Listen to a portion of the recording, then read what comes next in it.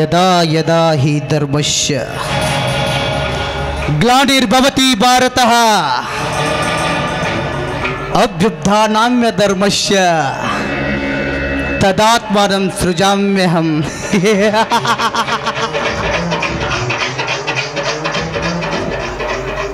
धर्म संस्थापनार्थाय संभवामि युगे युगे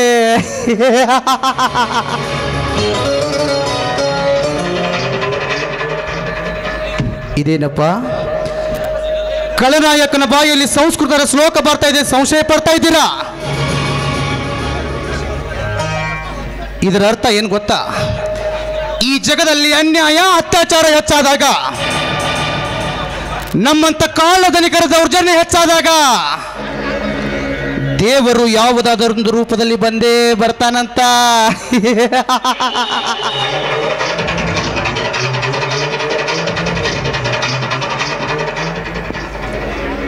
ಐದು ವರ್ಷಕ್ಕೊಮ್ಮೆ ಚುನಾವಣೆ ಬಂದರೆ ಸಾಕು, ನಿಮ್ಮ ಮನೆ ಮುಂದೆ ನಿಂತ್ಕೊಂಡು ಭವತಿ ಭಿಕ್ಷಾಂಜಿ ಅಂತ ಭಿಕ್ಷೆ ಬೇಡ್ತೀವಿ. ತಿನ್ನಕ ಕೂಳಿಲ್ಲಂತಲ್ಲ, ನೀವು ನೀಡುವಂತ ಒಂದು ಹೋಟಿನ ಆಶೆಗಾಗಿ ಇಲ್ಲ ಸಲ್ಲದ ಕಥೆಗಳನ್ನು ಕಟ್ತೀವಿ, ಬಣ್ಣ ಬಣ್ಣದ ಮಾತು ಹೇಳ್ತೀವಿ, ತಿನ್ನ ಕಂಡ ಕೊಡ್ತೀವಿ, ಕುಡಿಯಾಕ ಹೆಂಡಾನೋ ಕೊಡ್ತೀವಿ, ಪ್ರಸಂಗ ಬಿದ್ರ ಮಗ್ಲಾಗ ಮಲ್ಕೊಳಕ್ಕೆ ಹೆಣ್ಣು ಕೊಡ್ತೀವಿ.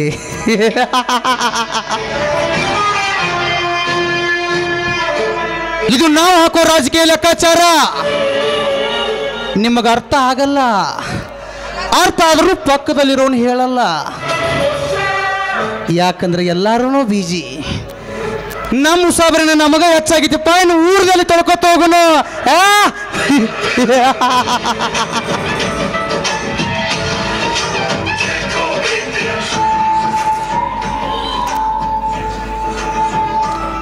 ಜನರೆಲ್ಲ ತತ್ತರಿಸುತ್ತಲಿರುವರು ನಾನು ಅಪಾರ ಶ್ರೀಮಂತನಾಗಬೇಕು ಅಂತ.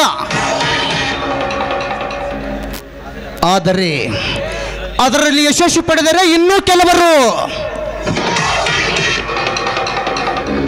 ನೀತಿ ಧರ್ಮ ಪಾಲನೆಯಿಂದ ಶ್ರೀಮಂತನಾಗಬೇಕೆಂದು ದಿನೇ ದಿನೇ ಪ್ರಯತ್ನಿಸಿದ್ರು ಸಹ ಅವರಿಗೆ ಸಿಗುವುದು ಕೇವಲ ಒಪ್ಪತ್ತಿನ ಕೂಳು.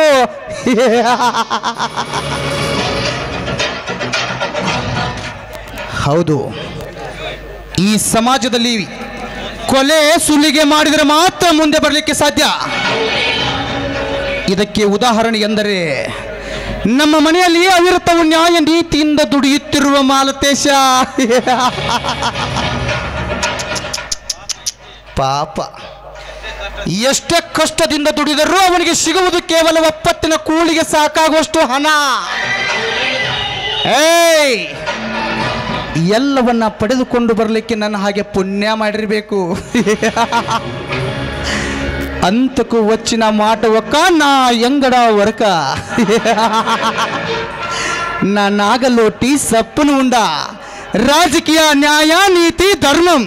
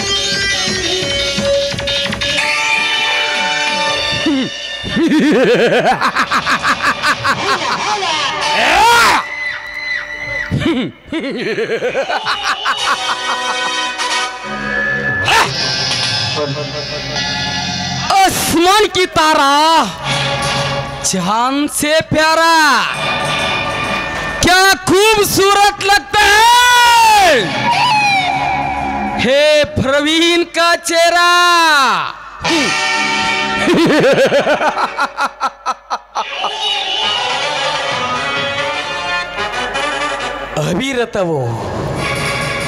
ಹವಿರತವೋ ನಾನು ಕಷ್ಟಪಟ್ಟು ಓದಿ ತೆಗೆದುಕೊಂಡೆ ಮಾಸ್ಟರ್ ಡಿಗ್ರಿಯನ್ನು.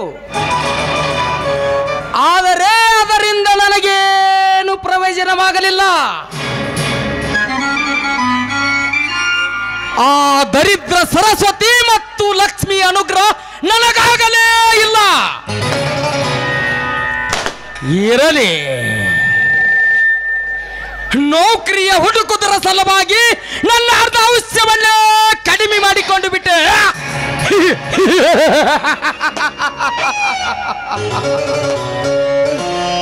ಮಾನವನಿಗೆ ಸುಖ ಸಂಪತ್ತು ಸಿಗಬೇಕಾದರೆ ಹೆಣ್ಣು ಹಣ್ಣು ಮಣ್ಣಿನಿಂದಲ್ಲ, ಧರ್ಮದಿಂದ ನಡೆದರೆ ಮಾತ್ರ. ಹೋಗಲಿ, ಈ ಊರಲ್ಲಿ ಆದರೂ ಒಂದು ಕೆಲಸ ದೊರಕುತ್ತದೆ ಎಂದು ಕಾಯ್ದು ನೋಡೋಣ. ಓಹೋ ಯಜಮಾನರೇ, ತಾವು ಇದೇ ಊರಿನವರೇ, ನಮಸ್ಕಾರ.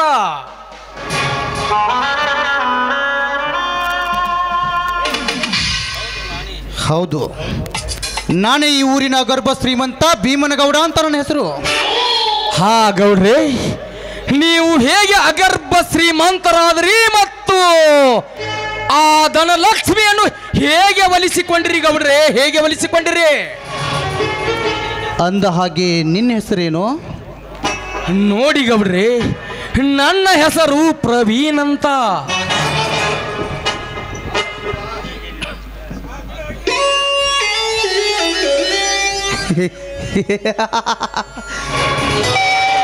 ಪ್ರವೀಣ ತೂ ಅಯೋಗ್ಯ, ವ್ಯರ್ಥ ಮಾಡಿಕೊಂಡಿರುವೆ ನಿನ್ನ ಜೀವನವನ್ನ. ಪ್ರವೀಣ ಅಂತ ನಾಮಾಂಕಿತವನ್ನಿಟ್ಟುಕೊಂಡು ಕೇವಲ ಈ ಧನಲಕ್ಷ್ಮಿಯನ್ನು ಒಲಿಸಿಕೊಳ್ಳುವ ಪ್ರವೀಣತೆ ಬರಲಿಲ್ವನು ನಿನಗೆ? ಗೌಡ್ರೆ ಗೌಡ್ರೆ ಗೌಡ್ರೆ ಗೌಡ್ರೆ, ನಾನು ನಿಮಗೆ ಅದನ್ನೇ ಕೇಳುತ್ತಿದ್ದೇನೆ ಗೌಡ್ರೆ. ನೋಡು ಪ್ರವೀಣ, ಈ ಹಣ ಬೇಕು ಎನ್ನುವುದಾದರೆ ಎಂತ ಕೆಲಸ ಮಾಡಲಿಕ್ಕೂ ಸಿದ್ಧನಾಗಿರಬೇಕು. ನ್ಯಾಯನ ಅನ್ಯಾಯ ಮಾಡಬೇಕು, ಅಸತ್ಯನ ಅಧರ್ಮ ಮಾಡಬೇಕು, ಅಹಿಂಸೆನ ಹಿಂಸೆ ಮಾಡಬೇಕು. ಇವೆಲ್ಲವನ್ನು ಉಪಾಯವಾಗ ಸಾಧಿಸಿದಾಗ ಮಾತ್ರ ನನ್ನ ಹಾಗೆ ಅಗರ್ಮ ಶ್ರೀಮಂತನಾಗಲಿಕ್ಕೂ ಸಾಧ್ಯ. ಅದನ್ನ ಬಿಟ್ಟು ನೀನು ಸತ್ಯವಂತರಾದರೆ ಎಂದಿದ್ದರೂ ನಿನ್ನಂತವರ ಪಾಡೆ. ಗೌಡ್ರೆ, ಅಲ್ಲ ಗೌಡ್ರೆ, ನಾವು ಈ ರೀತಿ ಮಾಡಿದರೆ ಪೊಲೀಸರು ನಮ್ಮನ್ನು ಸುಮ್ಮನೆ ಬಿಡುವರೇನು ಗೌಡ್ರೆ?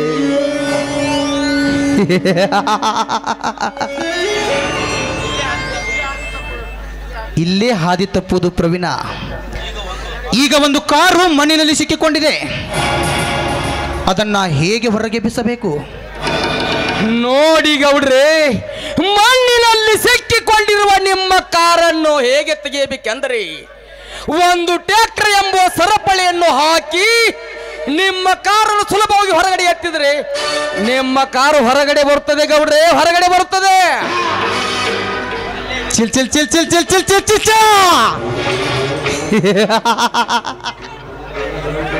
ಪ್ರವೀಣ, ಇಲ್ಲಿ ಅದೇ ವಿಧಾನ ಮಾಡಬೇಕು. ಅದರಲ್ಲಿ ಸ್ವಲ್ಪ ಬದಲಾವಣೆ ಏನೆಂದರೆ, ರಾಜಕೀಯ ಎಂಬ ಚೈನನ್ನ ಪೊಲೀಸರ ಕಿವಿಗೆ ಹಾಕಬೇಕು, ಹಣ ಎಂಬ ಕೊಂಡಿಯನ್ನ ಪೊಲೀಸರ ಬಾಯಿಗೆ ಹಾಕಬೇಕು. ಆಗ ಕಾರು ಹೊರಬಂದಂತೆ ನಾವು ಸುಲಭವಾಗಿ ಹೊರಗೆ ಬರ್ತೇವೆ ಅಲ್ವಾ? ಹೌದು ಗೌಡ್ರಿ, ಒಟ್ಟಿನಲ್ಲಿ ಹಣವನ್ನು ಯಾವ ರೀತಿ ಗಳಿಸಬೇಕೆನ್ನುವ ವಿಧಾನ ನಿಮಗೆ ಚೆನ್ನಾಗಿ ಗೊತ್ತಿದೆ. ಅಂದು ಮೇಲೆ ದಯವಿಟ್ಟು ನಿಮ್ಮಲ್ಲಿ ಒಂದು ಕೆಲಸವಿದ್ದರೆ ನನಗೆ ಕೊಡಿಸಿಬಿಡಿ. ನೋಡು ಪ್ರವೀಣ, ನನ್ನ ಬಳಿ ಕೆಲಸಕ್ಕೇನು ಕೊರತೆ ಇಲ್ಲ. ಆದರೆ ಪ್ರಾಮಾಣಿಕ ಕೆಲಸ ಮಾಡಿದರೆ ಅಲ್ಪ ಸ್ವಲ್ಪ ಹಣ ನಿನಗೆ ಸಿಗುತ್ತದೆ. ನಾ ಹೇಳಿದಾಗೆ ಅಸತ್ಯ ಅಧರ್ಮದ ಕೆಲಸ ಮಾಡಿದ್ರ ನಿನಗೆ ತೃಪ್ತಿಯಾಗುವಷ್ಟು ಹಣ ಸಿಗುತ್ತದೆ. ಇದರಲ್ಲಿ ನಿನಗೆ ಯಾವ ಕೆಲಸ ಬೇಕೋ ನೀನೇ ಡಿಸೈಡ್ ಮಾಡ್ಕೋ. ನೋಡಿ ಗೌಡ್ರಿ, ನನಗ ಬೇಕಾಗಿರುವ ಕೆಲಸ ಅಧರ್ಮದ ಕೆಲಸ. ಹೌದು, ನಾನು ಯಾರು, ನಾನು ಏಕೆ ಬಂದಿದ್ದೀನಿ ನಿನಗೆ ಹೇಗೆ ಗೊತ್ತಾಗಬೇಕಲೇ ಗೌಡ?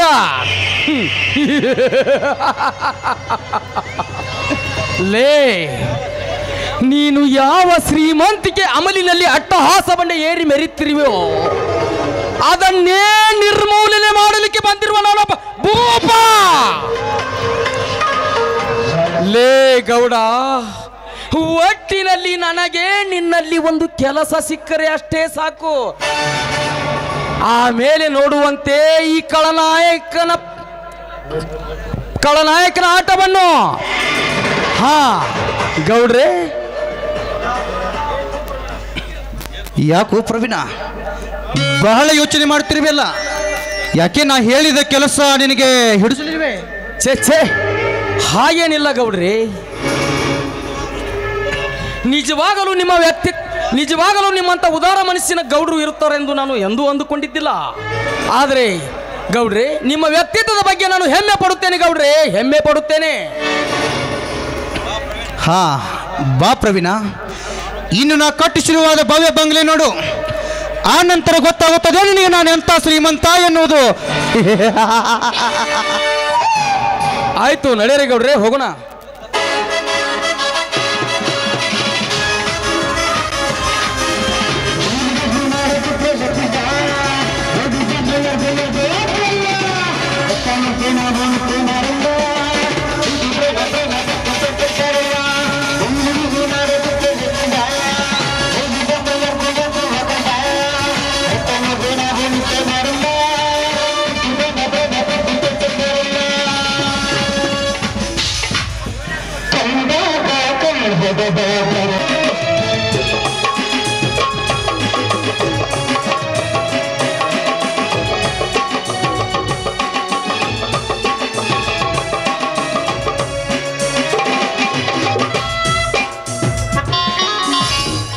ಮಾಲ್ತೇಶ, ಏ ಮಾಲ್ತೇಶ,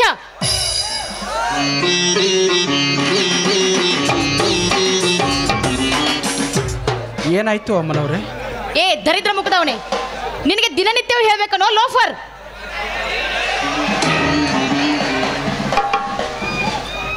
ಏನಾಯ್ತು ಅಂತ ಹೇಳಿ ಶಕುಂತಲಮ್ಮನವ್ರೆ. ನಿನ್ನ ದರಿದ್ರತನ ನನಗೂ ಅಂಟ್ಕೊಂಡಿದೆ. ಏನೋ ಏನು ಹೇಳಿದ್ದೆ ನಿನಗೆ? ಬೂಟ್ ಪಾಲಿಶ್ ಮಾಡಿಡು ಅಂತ ಹೇಳಿದಿಲ್ವಾ? ಅರ್ಧ ಗಂಟೆ ಮುಂಚೆನೆ ಹೇಳಿದ್ದೇನೆ. ಇಷ್ಟೊತ್ತಾದರೂ ಆಗಿಲ್ಲ. ನನಗೆ ಬೇರೆ ಕಾಲೇಜ್ಗೆ ಹೋಗೋದಕ್ಕೆ ತುಂಬ ಟೈಮ್ ಆಗ್ತಾ ಇದೆ. ಈಗಲಾದರೂ ಬೇಗ ಮಾಡು. ದೇವಾ ದೇವಾ ಅಮ್ಮಗು ಸಿದ್ದೇಶ್ವರ, ಇವಳೊಂದು ಹೆಣ್ಣು, ನಾನೊಬ್ಬ ಗಂಡು. ಆದರೂ ಸಹ ನಾನು ಇವಳ ಚಪ್ಪಲ್ ಪಾಲಿಶ್ ಮಾಡಬೇಕು. ಮಾಡುತ್ತೇನೆ ಮಾಡುತ್ತೇನೆ.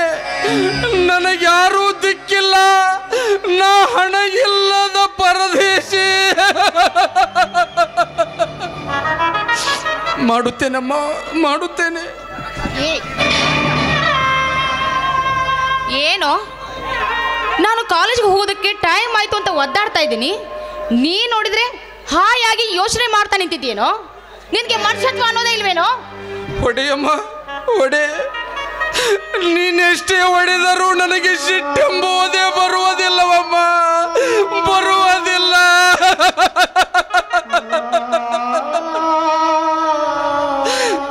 ಏಕೆಂದರೆ ನಾನು ಬಡವನಮ್ಮ, ಬಡವ.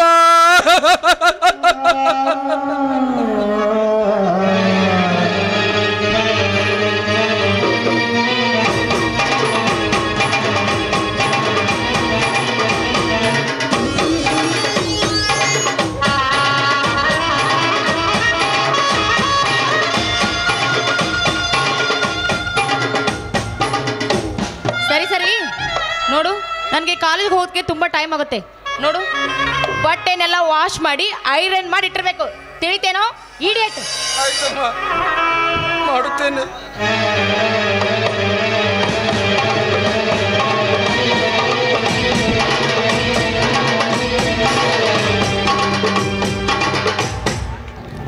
ಏನಮ್ಮ ಶಕುಂತಲ, ಇನ್ನೂ ಕಾಲೇಜ್ಗೆ ಹೋಗಿಲ್ವೇನಮ್ಮ?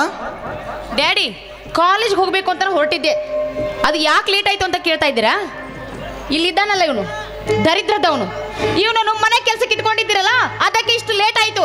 ಶಕುಂತಲ, ಏನು ಮಾಡ್ದ ಈ ದರಿದ್ರ ನಮಗ? ಹೇಳಿದ ಕೆಲಸವನ್ನೇ ಮಾಡೋದಿಲ್ಲ ಡ್ಯಾಡಿ. ಇವನು ಶುದ್ಧ ಸೋಮಾರಿ ತಂದವನು.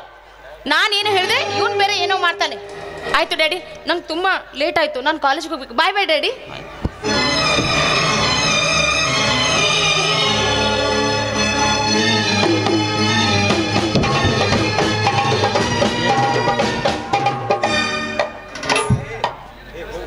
ಮಿಸ್ಟರ್ ಪ್ರವೀಣ್,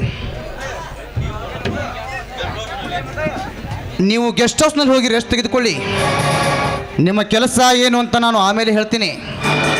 ಹಾಂ ಗೌಡ್ರೆ, ಗೆಸ್ಟ್ ಹೌಸಿನಲ್ಲಿ ಏನಿದೆ? ಇಲ್ಲೇ ಏನಾದರೂ ಒಂದು ಪಾರ್ಟಿ ಕುಡಿಸಿದ್ರೆ ಒಳ್ಳೇದಾಗುತ್ತಿತ್ತು ಗೌಡ್ರೆ.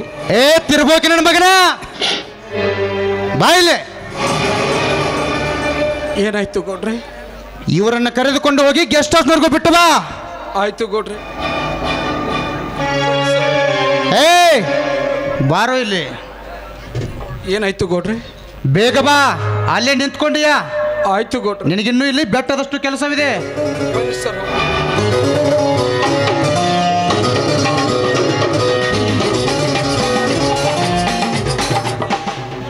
ಹೋಗುತ್ತಿರಬೇಕೆ ನನ್ನ ಮಗನೇ, ಹೋಗು.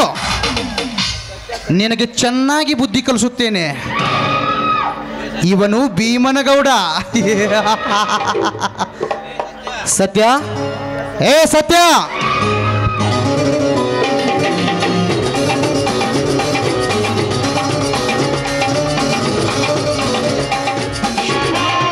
ಏನ್ರಿ ಅಪ್ಪ ದನ್ಯಾರ? ಲೇ, ಈ ದಿವಸ ಜಾತ್ರೆಗೆ ಹೋಗಬೇಕು. ಅದಕ್ಕೆ ಎಲ್ಲ ಸಿದ್ಧತೆ ನಡೆಸಿರುವೇನೋ? ಎಲ್ಲ ಸಿದ್ಧತೆ ಮಾಡೀನ್ರಿ ಗೌಡ್ರ. ಅಂದಂಗ ಗೌಡ್ರ ನಿಮ್ಮ ಕಡೆ ಒಂದು ಕೆಲಸ ಆಗ್ಬೇಕಾಗಿತ್ತಲ್ರಿ. ಏನು ಅದು ನಿನ್ನ ಕೆಲಸ? ಏನಿಲ್ರಿ ಗೌಡ್ರ, ನಮ್ಮ ಹಳಿ ಕ್ಲಾಸ್ಮೇಟ್ ರೀ ಧರ್ಮ್ಯ ಅಂತ್ರಿ, ಉಡುಪಿಯಿಂದ ಬಂದಾನ್ರಿ. ಸರಿ, ಏನಾದರೂ ಭಿಕ್ಷೆ ಹಾಕಿ ಕಳಿಸು. ಇಂಥವೆಲ್ಲ ನನಗೆ ಕೇಳುದ ನನ್ನ ಮಗನ? ಇಲ್ರಿ ಗೌಡ್ರ, ಭಿಕ್ಷೆ ಹಾಕೋದಲ್ರಿ. ಅವ ಈ ಊರಾಗ ಒಂದು ಹೋಟೆಲ್ ಇಡ್ಬೇಕಂತ ಮಾಡ್ಯಾನ್ರಿ. ಅದಕ್ಕೆ ನೀವು ನಿದ್ರಾಗ ಒಂದು ಯಾವ್ದಾರೆ ಕೋಲಿದ್ರೆ ಕೊಡ್ರಲ್ಲ ಅವಂಗ. ಸರಿ, ಹಾ, ಎಲ್ಲಿದ್ದಾರೆ ಕರಿ ನೋಡೋಣ. ಇಲ್ಲೇ ಅದಾರಿ ಗೌಡ್ರ, ಕರಿತೀನಿ ತಡ್ರಿ. ಏ ಧರ್ಮ್ಯ ಬಾರು.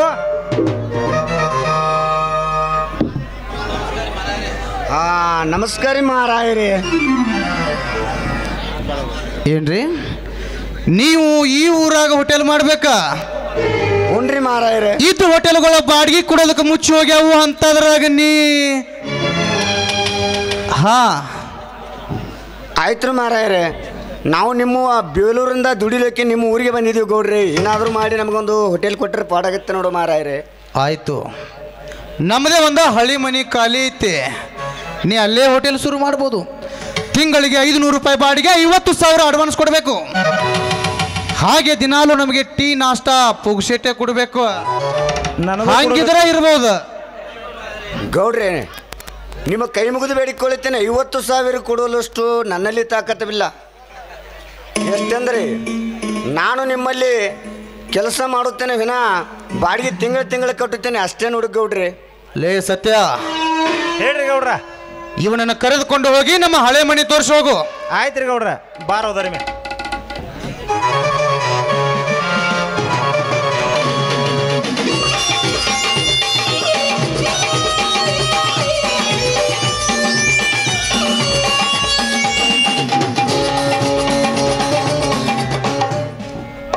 ಗೌಡ್ರೆ,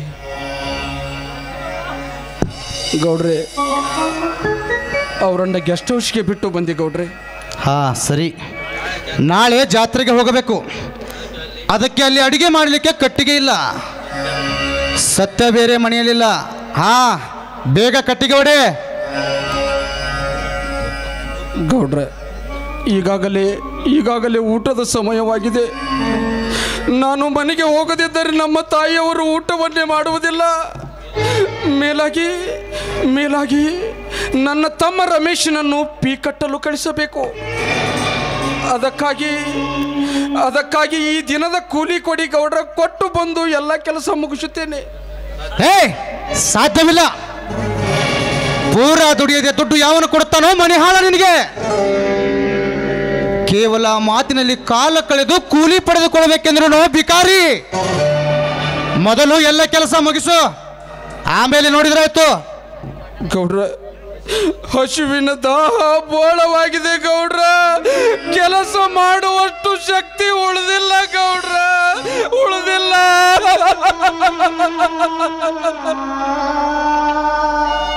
ಗೌಡ್ರ, ದಯವಿಟ್ಟು ಇಲ್ಲ ಅಂತ ಮಾತ್ರ ಹೇಳಬೇಡಿ. ಬೇಕಾದ್ರೆ ನಿಮ್ಮ ಕಾಲಿಗೆ ಬಿದ್ದು ಬೇಡಿಕೊಳ್ಳುತ್ತೇನೆ. ಬಿಕಾರಿ ನನ್ನ ಮಗನೇ ಒಯ್ದು ನೋಡು. ಶಕ್ತಿ ಇಲ್ಲದಿದ್ದರೆ ಹೊರಟು ಹೋಗು. ನಿನಗೆ ಕೆಲಸ ಮಾಡಲು ಆಗಲಿಲ್ಲ ಅಂದ್ರೆ ನನಗೆ ಹಣ ಕೊಡಕ್ಕಾಗಂಗಿಲ್ಲ.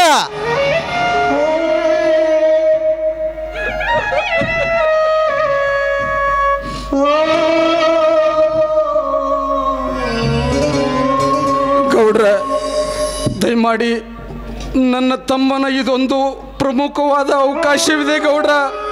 ಅದಕ್ಕಾಗಿ ಅಂಗಲಾಚಿ ಕೇಳುತ್ತಿದ್ದೇನೆ ಗೌಡ್ರ. ಕೂಲಿ ಕೊಡಿ ಗೌಡ್ರ, ನಿಮಗೆ ಕೈ ಮುಗಿದು ಬೇಡ.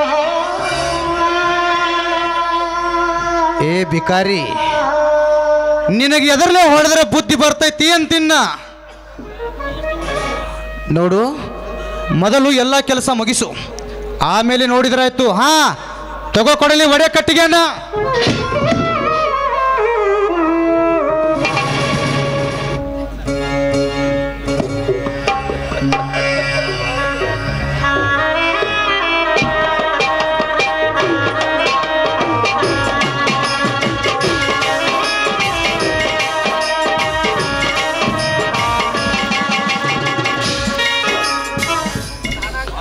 ಮಾನವೀಯತೆ ದೃಷ್ಟಿಗೆ ಆಗತಕ್ಕಂಥ ಬಹುಮಾನವೇ ಇದೆ ಅಂತ ಕಾಣಿಸುತ್ತದೆ. ಎಂದು ತಪ್ಪುವುದು ನನಗೆ ಈ ಶಿಕ್ಷೆ. ನಮ್ಮಂಥವರು ಬದುಕಬಾರದು ಈ ಹೇಷ ಸಮಾಜದಲ್ಲಿ. ನಮ್ಮಂಥವರು ಬದುಕಬಾರದು.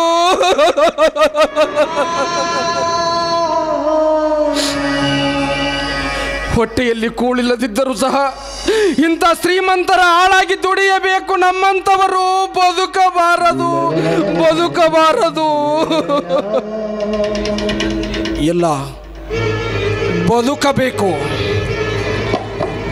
ಇಂಥ ಶ್ರೀಮಂತರ ದಬ್ಬಾಳಿಕೆ ನನ್ನ ತಮ್ಮನಾದ ರಮೇಶನವರಿಂದ ಸರ್ವನಾಶವಾಗಬೇಕು.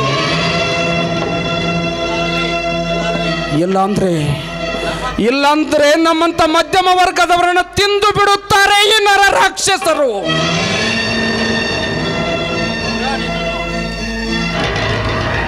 ಗೌಡ,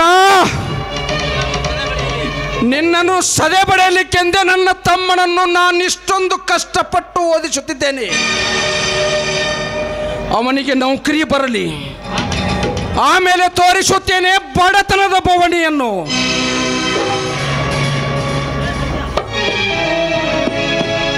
ಹಾಡುವ ಆಸೆ ಹಾಡಬೇಕು, ಹಾಡುವ ಆಸೆ ಹಾಡಬೇಕು,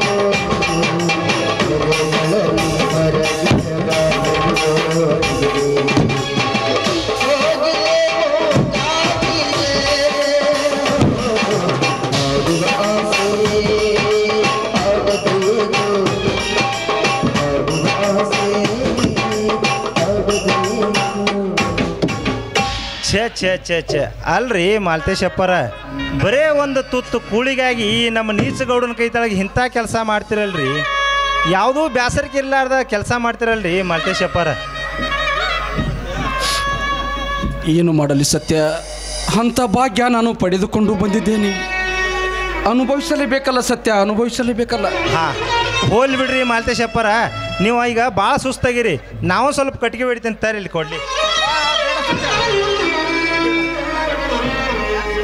ನೋಡು, ಬೇಡ ಸತ್ಯ, ಇದು ನನ್ನ ಕೆಲಸ. ಈಗ ಗೌಡ್ರು ನೋಡಿದರೆ ನನಗೆ ಈ ದಿನದ ಕೂಲಿನೇ ಸಿಗುವುದಿಲ್ಲ. ಬೇಡ ಸತ್ಯ, ಬೇಡ, ಇದು ನನ್ನ ಕೆಲಸ. ನಾನೇ ಮಾಡುತ್ತೇನೆ ಸತ್ಯ, ನಾನೇ ಮಾಡುತ್ತೇನೆ. ಹಾಂ, ಹೋಲ್ ಬಿಡ್ರಿ ಮಾಲ್ತೇಶಪ್ಪರ. ಅಂದಂಗ ನಾಳೆಗೆ ನೀವು ಅಮೋಕ್ಷಿತೇಶ್ವರ ಜಾತ್ರೆಗೆ ಬರ್ತೀರೇನ?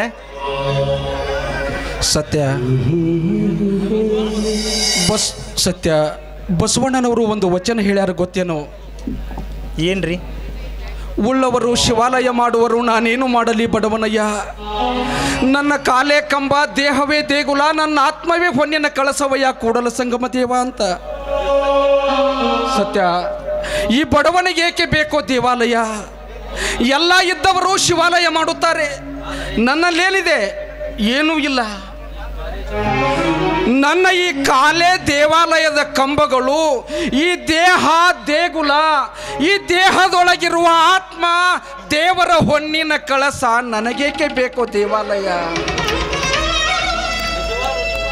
ವಾಹ್, ಅಲ್ರಿ ಮಾಲ್ತೇಶಪ್ಪರ, ನಿಜವಾಗ್ಲೂ ಈ ನಿಮ್ಮಂಥ ವ್ಯಕ್ತಿತ್ವ ನೋಡಿ ನನಗೂ ಹೆಮ್ಮೆ ಅನಿಸ್ಲತ್ತದ್ರಿ. ಅಂದಂಗ ಮಾಲ್ತೇಶಪ್ಪರ, ನಂದು ಸ್ವಲ್ಪ ಅಡುಡಿಗೆ ಹೋಗ್ಬೇಕ್ರಿ. ಅಲ್ಲಿ ನಂದು ರಿನ್ಯೂವಲ್ ಐತಿ, ನಾನು ಬರ್ತೇನೆ ರೀ. ಹೋಗಿ ಬಾ ಸತ್ಯ.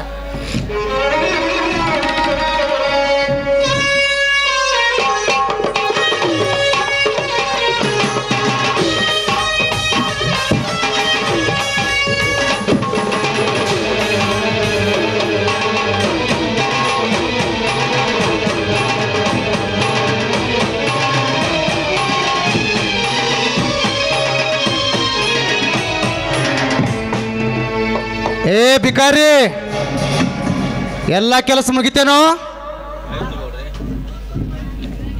ಆಯ್ತು ಗೌಡ್ರ. ಏ ಮಾಲ್ತೇಶ, ಎಲ್ಲ ಬಟ್ಟೆನ ರೆಡಿಮೇಡ್ ಇಟ್ಟಿದೀಯಾ? ಅಮ್ಮನವರೇ, ಕಟ್ಟಿಗೆ ಒಡೆಯುವ ಕೆಲಸವಿದ್ದುದರಿಂದ ನಿಮ್ಮ ಕೆಲಸ ಸಾಧ್ಯವಾಗಲಿಲ್ಲ. ಶಕುಂತಲ, ಸ್ವಲ್ಪ ಹಳಸಿದ್ದ ಬಳಸಿದ್ದ ಊಟ ಹಾಕಿ ಅವನಿಗೆ, ಆಮೇಲೆ ಎಲ್ಲ ಕೆಲಸ ಮುಗಿಸಿ ಹೋಗ್ತಾನೆ, ನೋಡೋಣ. ಆಯ್ತು ಡ್ಯಾಡಿ. ಆಯ್ತು ಗೌಡ್ರ. ಹಾ ತಗೋ ನಿನ್ನ ವಾರದ ಕೂಲಿಯನ್ನ.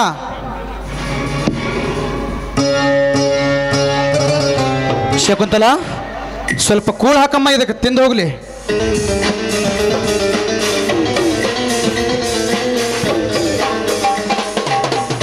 ಆಯ್ತು ಗೌಡ್ರೆ. ಹಾ ಶಕುಂತಲ, ಹಾ ಬಾ, ನಾವು ಊಟ ಮಾಡೋಣ, ಸ್ವಲ್ಪ ಹಸಿವಾಗಿದೆ. ಬಾ ಡ್ಯಾಡಿ, ನಾವು ಊಟ ಮಾಡೋಣ.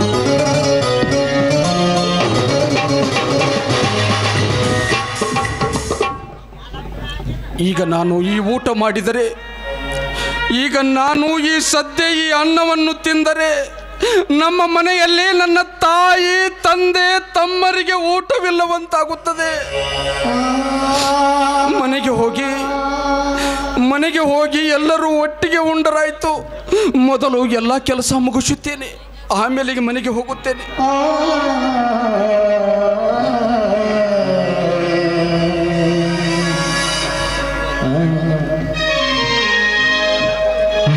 ಪ್ರೀತಿಗೆ ಬೆಲೆ